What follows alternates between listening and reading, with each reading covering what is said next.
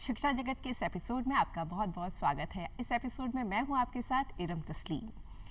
किसी भी चीज़ को जब हम सीखते हैं या उसका ज्ञान प्राप्त करते हैं तो उस प्रक्रिया को हम शिक्षा कहते हैं और शिक्षा में बदलते दौर के साथ बदलाव की दरकार है।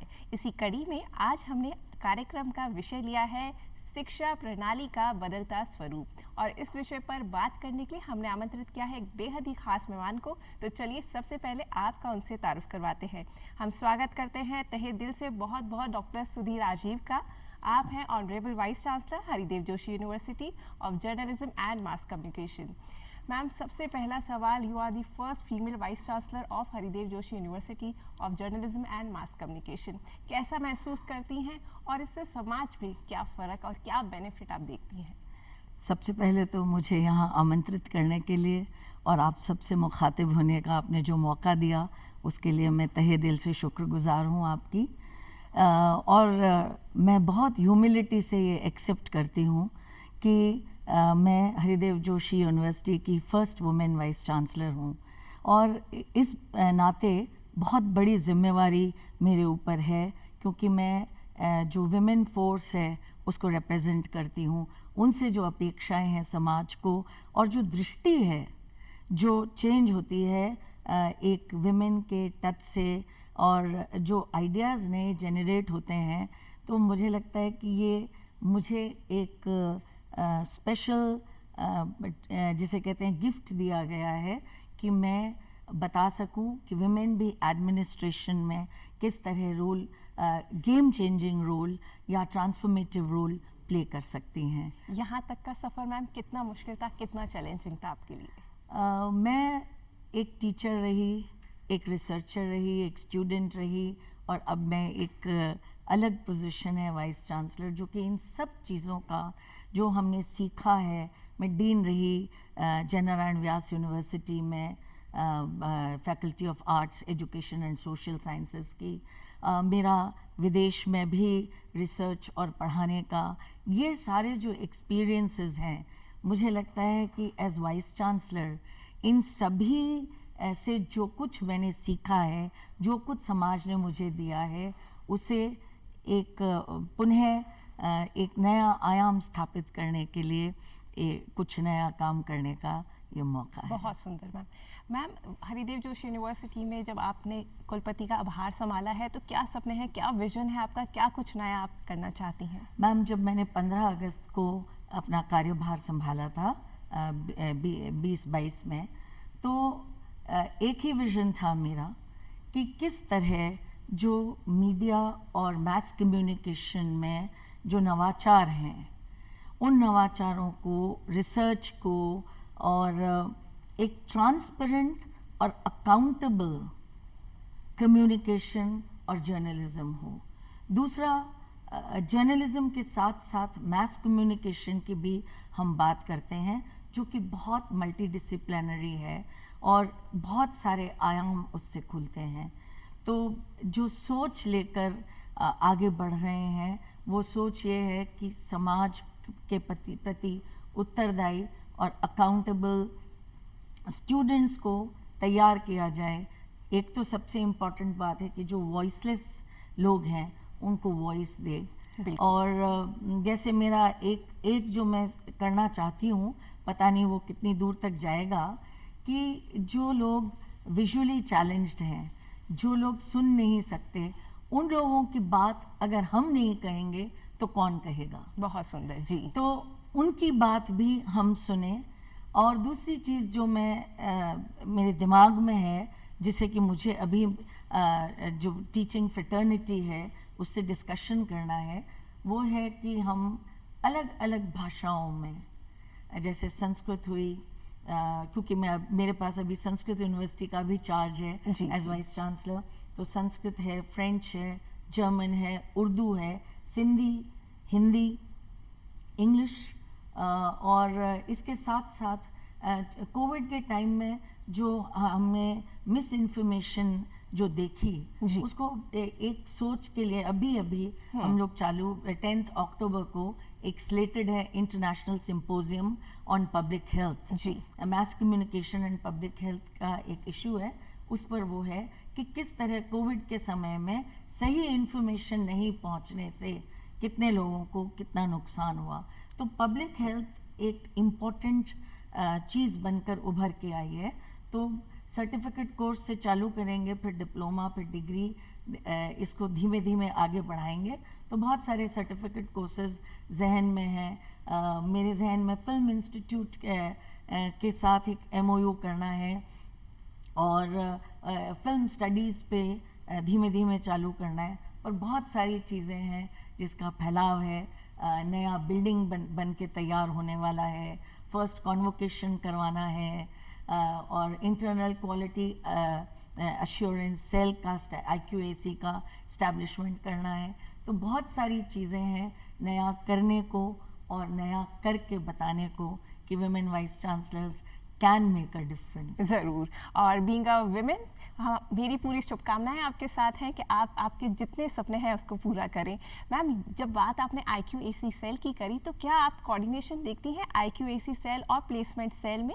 अगर हाँ, तो फिर क्यों हमारी भारत के विश्वविद्यालय टॉप 300 शीर्ष विश्वविद्यालयों की श्रेणी में हम नहीं आ पाते हैं? क्या वजह आप देखती हैं? देखिए मैडम, IITs, IIMs की जब हम बात करते हैं, क्योंकि हम हमेशा जब भी क्वालिटी की बात करते हैं हम उन्हीं की बात करते हैं जी।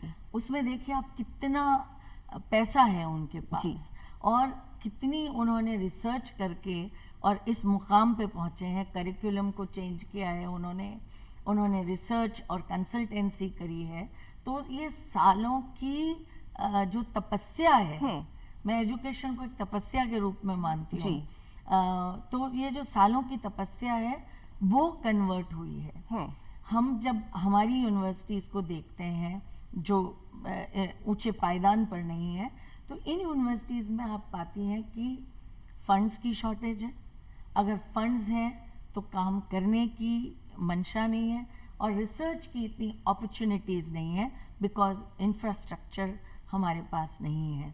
पर ऐसा नहीं है कि हम काम नहीं कर रहे हैं या IQAC सेल काम नहीं कर रही है, क्योंकि जितने भी हमारे पास साधन हैं जी। उन सब साधनों का हम ऑप्टिमम यूज़ करने की अगर कोशिश करें जी। तो निश्चित रूप से हम आगे बढ़ेंगे। बट डेफिनेटली जो आपने IQAC की बात की, तो वो एडमिनिस्ट्रेटिवली और एकेडमिक एक्सीलेंस और परफॉर्मेंस की तरफ इंगित करती है और उसकी तरफ हम निरंतर बढ़ेंगे, क्योंकि कुछ साल तो हमें लगेंगे अपने चीज़ों को सीखना, दूसरों को देखना कि कौन कैसे कर रहा है और उन नवाचारों को आत्मसात करके हमारी स्थानीय सच्चाई में उसको ट्रांसलेट करना।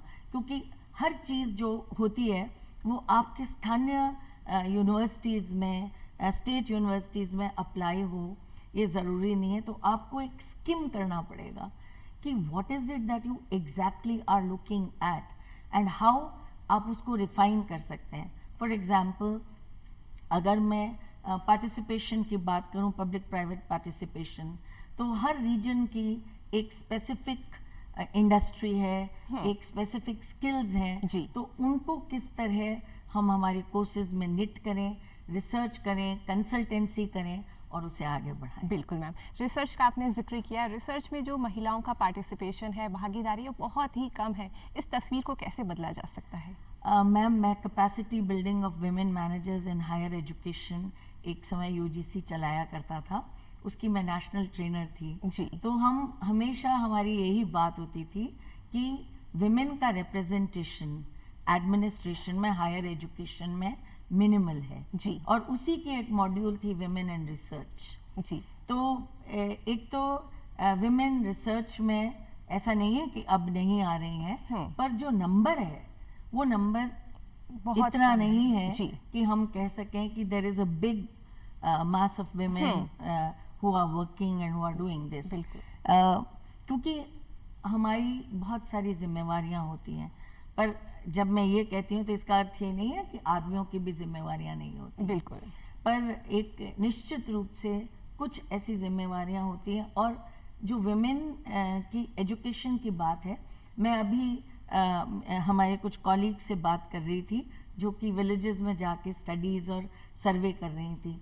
तो वो कह रही थी कोविड के टाइम में अगर एक ही टेलीफोन है तो वो बेटे को दिया जाएगा, बेटी को नहीं दिया जाएगा। जी।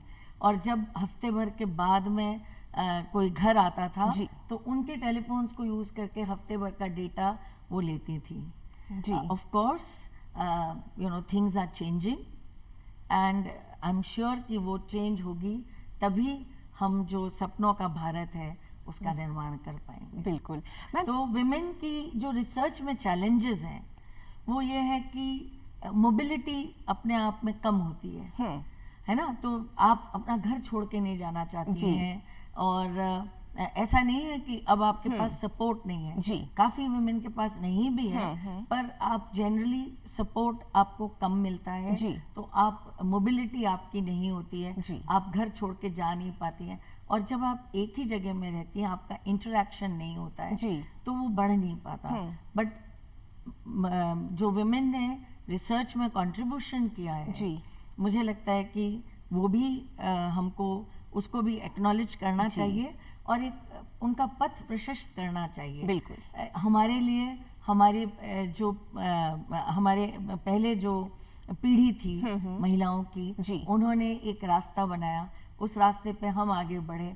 हम जैसे मुझे 2 times ज़्यादा काम करना पड़ता था टू शो कि हमारे में भी कुछ है। बिल्कुल। और हमारी वॉइस को सुना जाए। बिल्कुल। तो वो चीज़ मेरे आगे वालों ने बनाई, और हमने अभी आगे बनाई। तो मुझे लगता है ये जो निरंतरता रहेगी एफर्ट्स की, उससे विमेन रिसर्च में निश्चित रूप से आगे बढ़ पाएंगे। रिसर्च की बात चल रही है मैम, रिसर्च अगर इंडिया में देखा जाए तो बहुत ज़्यादा अच्छी नहीं रही है। इंडिया काफ़ी पीछे है रिसर्च के मामले में। हम देखते हैं कि रिसर्च का हमारे समाज में कोई असर नहीं दिखता है। वहीं अगर यूरोपियन कंट्रीज़ की हम बात करें, विदेशों की बात करें, तो वहाँ रिसर्च की जो कॉपीज़ होती हैं वो कंसर्न मिनिस्ट्री तक पहुँचती हैं, और वो फ़ायदा जो है पूरे समाज में दिखता है। कैसे बेहतर कर सकते हैं रिसर्च एटमॉस्फेयर को? मैम, सबसे पहले तो हमको एक इंफ्रास्ट्रक्चर की इम्प्रूवमेंट की बहुत ज़्यादा ज़रूरत है। जी।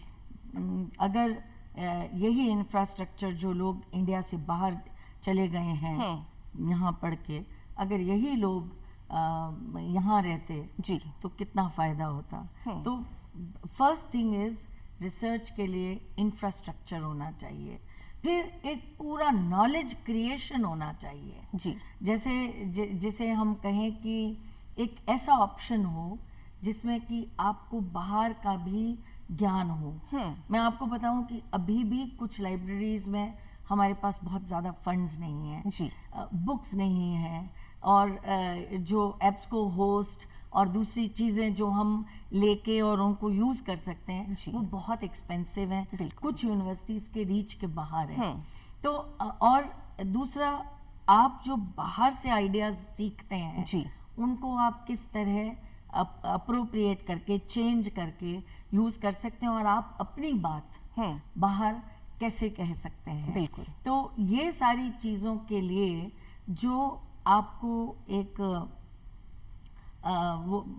जो आपको चाहिए पूरी चीज़ों का कनेक्टिविटी, जो ये कनेक्ट जब होगा, तब मुझे लगता है कि हम यूनिवर्सिटीज़ की जो पॉलिसीज़ हैं, क्योंकि ऐसा नहीं है कि हम बहुत अच्छा काम नहीं कर रहे हैं, बट बहुत ज़्यादा इम्प्रूवमेंट की आवश्यकता है। जी। और इस सच को भी मानना चाहिए हमें कि जो इम्पैक्ट है वो नहीं है। जी। इसी बात पे मैं आपको एक और बात कहना चाहती हूँ। बहुत सारी ऐसी सब्जेक्ट्स हैं जिनके इम्पैक्ट फैक्टर होते हैं। जी। पर अगर आप आर्ट को देखें, बहुत सारे लोग उनको नहीं देखते हैं। जी। तो उनका इम्पैक्ट फैक्टर क्या होगा? बिल्कुल। अगर आप टॉर्टोइस को रैबिट से कंपेयर करेंगे, तो ऑब्वियसली वो जो आपकी स्केल है मापने की, वो स्केल में कहीं ना कहीं प्रॉब्लम आएगी। Ma'am, choice based credit system की अगर हम बात करें, कहाँ तक आप मानती हैं सिस्टम अपने आप में सफल हुआ है पोटेंशियल कैंडिडेट प्रोड्यूस करने के लिए? मैम, थोड़ा सा जल्दी है इस पे अपना ओपिनियन देने के लिए। Of course we are 4 to 5 years into CBCS, but धीरे धीरे अडॉप्ट कर रहे हैं सब इसको फुल फॉर्म में। इसमें भी चेंजेस आ रहे हैं। तो ये जो मल्टीपल एग्जिट और एंट्री है, और जो चॉइस है आपकी, तो ये निश्चित रूप से कुछ ऐसे बच्चे हैं जो कि अपने सब्जेक्ट से बाहर भी जाके काम करना चाहते हैं। मैंने देखा है मैनेजमेंट के स्टूडेंट्स ने एक पूरी बैंड बनाई हुई है और वो दे प्ले द बैंड। तो म्यूजिक है उनके लिए इम्पोर्टेंट, कुछ लोगों के लिए लिटरेचर इम्पोर्टेंट है, तो वो अपनी स्ट्रीम से बाहर जाके social sciences, art, culture, literature, इन सारी चीज़ों से जब बेस टच करेंगे तभी आप एक जीवन का संपूर्ण आनंद ले सकेंगे। क्या बात है। क्योंकि अब अगर आप एक ही फील्ड से अगर आप स्टक इन हैं तो आपको दूसरी चीज़ों का, जिंदगी का जो सीखने की जो चीज़ें हैं उससे आप वंचित रह जाएंगे। और दूसरी बात है, जैसे ऑनर्स का कोर्स है या दूसरी इम्पोर्टेंट चीज़ें, उसमें इतना एकेडमिक रिगर नहीं रहता। दूसरा, अगर आप मल्टीपल एग्जिट और एंट्री है तो आपने ये एक साल किया, फिर आपने छोड़ दिया, फिर आप वापस आए, तो यूनिवर्सिटीज की हेल्थ पे इसका क्या असर होगा ये भी हमें सोचना पड़ेगा, क्योंकि उनकी एग्जिस्टेंस उस फाइनेंस के इनफ्लो से है। बिल्कुल मैम। यहाँ पर मैम बहुत सारी छात्राएं जो आपको अपनी टीवी स्क्रीन पर देख रही हैं वो डॉक्टर सुधीर राजीव बनना चाहती हैं, तो क्या सीक्रेट है डॉक्टर सुधीर राजीव का? आपका इंस्पिरेशन क्या रहा और वो कैसे बन सकती हैं? बहुत संक्षिप्त में मैम। मैम, मेरा इंस्पिरेशन अलग अलग जगह से, अलग अलग लोगों से है। सबसे पहले तो भारत के महात्मा गांधी मेरे इंस्पिरेशन रहे। जब मैं ओहायो यूनिवर्सिटी में पढ़ा रही थी और जहाँ रह रही थी, तो जब उतरती थी तो बस स्टैंड के सामने गांधी जी की कोट लगी हुई थी कि live like as if you will die tomorrow but learn as if you will live forever, right? So वो दुनिया में सभी के इंस्पिरेशन रहेंगे। कुछ ब्लैक राइटर्स हैं, African American, Richard Wright, Malcolm X, और मेरे खुद के पिताजी जिन्होंने कि वॉइसलेस लोगों के लिए और गरीब लोगों के लिए आउट ऑफ द वे जाके और उनको फ्री में वो लॉयर थे, हेल्प की। तो उनसे विजयदान देथा जी, कोमल कोठारी जी, क्योंकि ये मेरे बचपन में हमारे समझिए घर का हिस्सा था। तो literature, culture, art, music, theatre, इन सब चीज़ों से अलग अलग जगह से अलग अलग लोग मेरे इंस्पिरेशन हैं।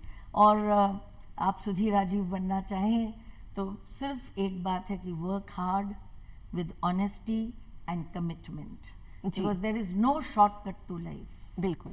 और सबसे इम्पोर्टेंट है कि आप एक बहुत अच्छे इंसान बने। इससे बड़ी बात शायद और कुछ नहीं हो सकती। कितना भी बड़ा टीचर हो, कितना भी बड़ा स्कॉलर हो, पर एक अच्छा इंसान होना।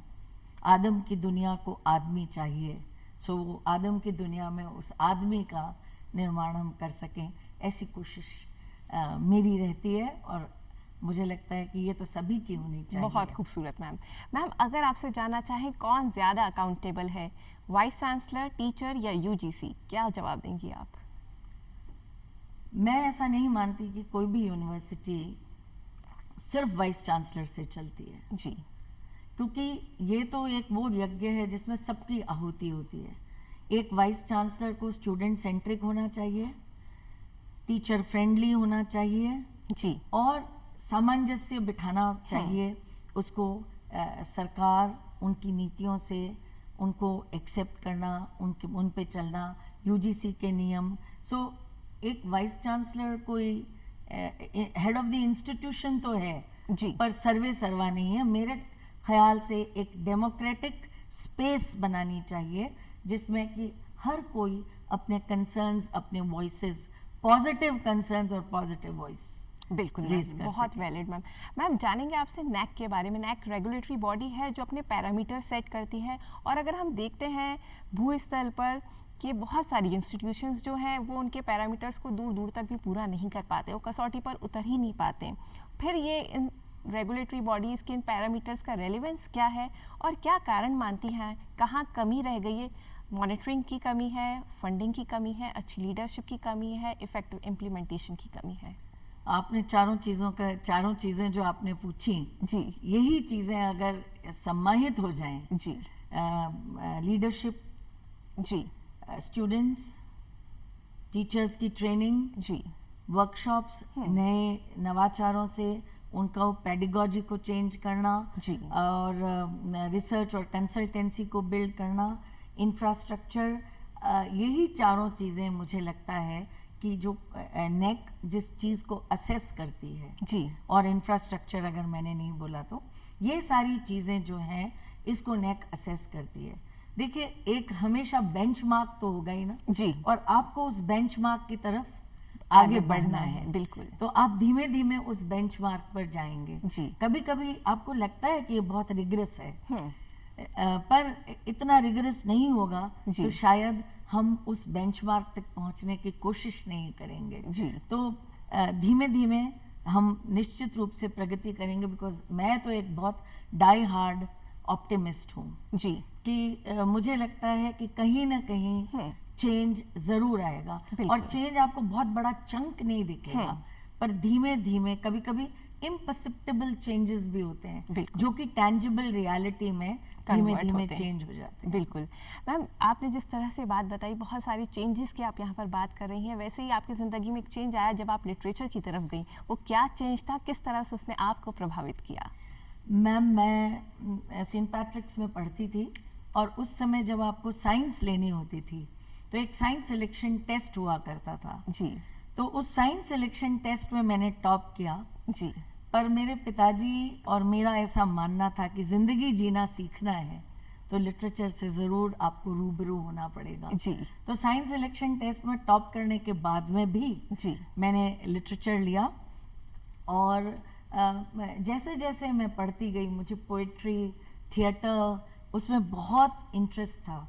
और एमए में एक बुक थी एडवेंचर्स ऑफ हकलबेरी फिन, वो शायद बच्चे भी पढ़ते हैं और हमने भी स्कूल में पढ़ी थी, adventures of Tom Sawyer, adventures of Huckleberry Finn.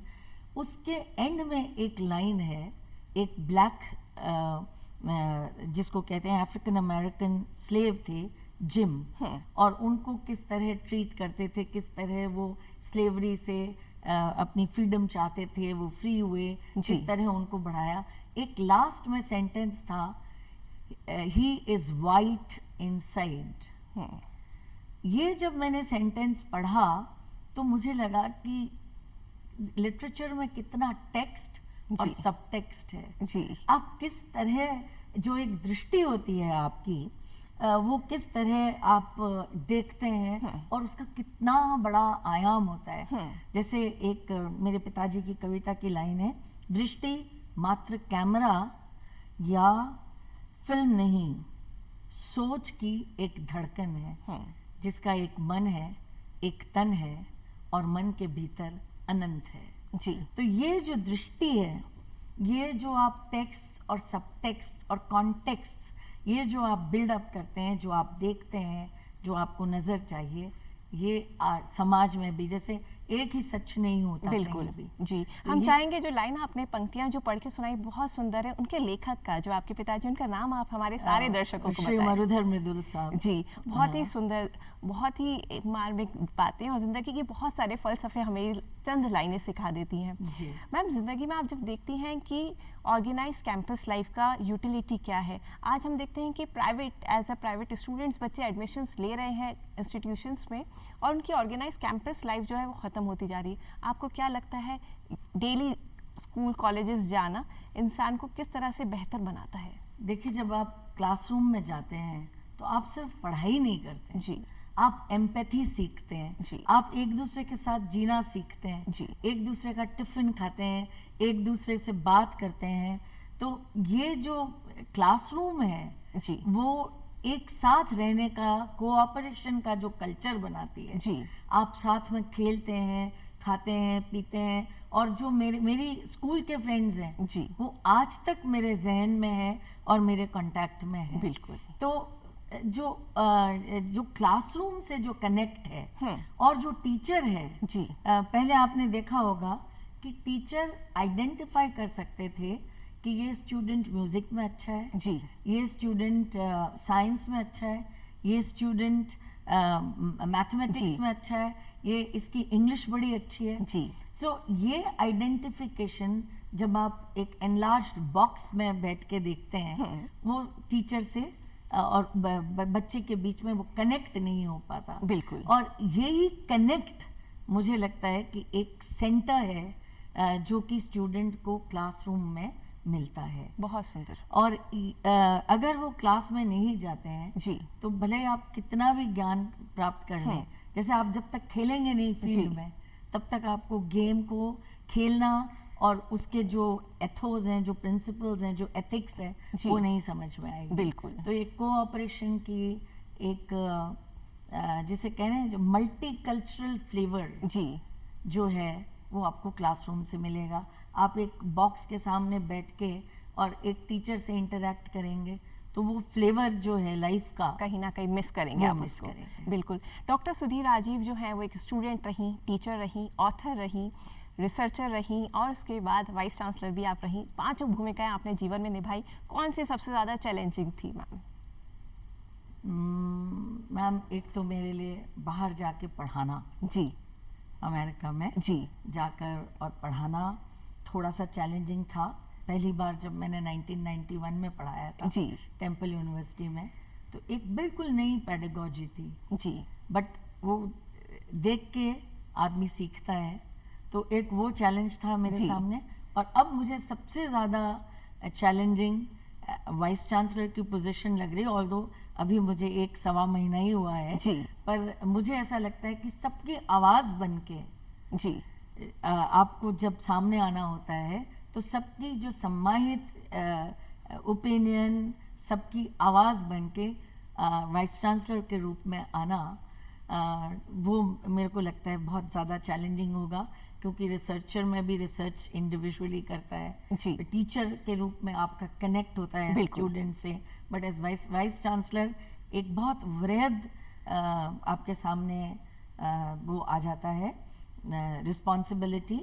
और वो रिस्पॉन्सिबिलिटी है कि आप जो स्टेक होल्डर्स हैं, स्टूडेंट्स, उनके पेरेंट्स, टीचर्स, गवर्नमेंट, बिल्कुल, और इन सब के बीच में आपको highest quality of academic excellence, क्योंकि दैट इज आवर जी, prime responsibility, ma'am. And that academic excellence means research and innovation. बिल्कुल। सो और इन सब चीज़ों का एक जो समायोजन, समायोजन, समावेश जी, करना, तो सबसे चैलेंजिंग जी, काम और मुझे हमारी लगता है। शुभकामनाएं हैं आप इन पे पूरी तरह खरी उतरेंगी और सबके दिलों की आवाज़ बनकर उतरेंगी डॉक्टर सुधीर राजीव। इसी नोट पे मैम आपका हम तहे दिल से शुक्रिया करते हैं और तमाम दर्शकों को भी हम शुक्रिया अदा करते हैं।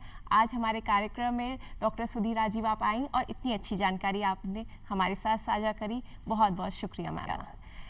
आखिर में यही कहना चाहेंगे कि निगाहों में मंजिल थी, घिरे और घिरकर संभलते रहे, आंधियों में कहाँ दम था, चिराग हवाओं में भी चलते रहे। अब दीजिए इजाजत, इरम तस्लीम को नमस्कार।